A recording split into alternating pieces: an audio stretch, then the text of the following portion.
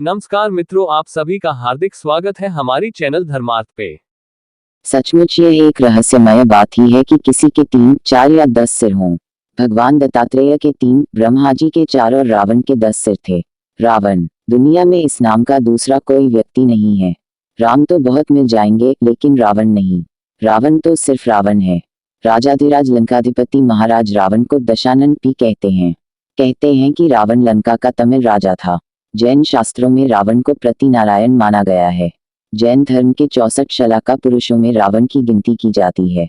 जैन पुराणों के अनुसार महापंडित रावण आगामी 24वें तीर्थंकर की सूची में भगवान महावीर की तरह 24वें तीर्थंकर के रूप में मान्य होंगे, इसीलिए कुछ प्रसिद्ध प्राचीन जैन तीर्थस्थलों पर उनकी मूर्तियां भी प्रतिष्ठित हैं। क्या रावण के 10 सिर थे? कहते हैं रावण के 10 सिर थे। क्या सचमुच यह सही है? कुछ विद्वान मानते हैं कि रावण के 10 सिर नहीं थे, किंतु वह 10 सिर होने का भ्रम पैदा कर देता था, इसी कारण लोग उसे दशानन कहते थे।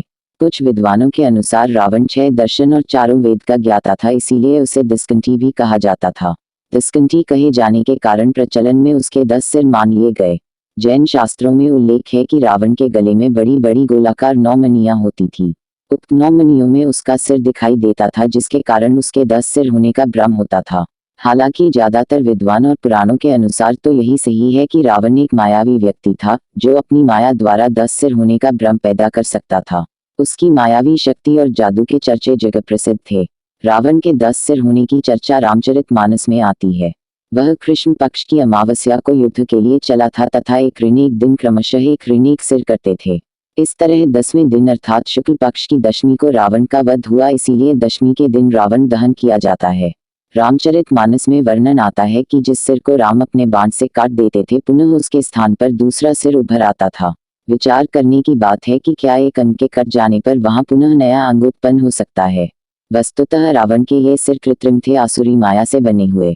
मारीच का चांदी के बिंदुओं से युक्त स्वर्ण मृग बन जाना, रावण का सीता के समक्ष राम का कटा हुआ सिर रखना आदि से सिद्ध होता है कि राक्षस मायावी थे। वे अनेक प्रकार के इंद्रजाल जादू जानते थे।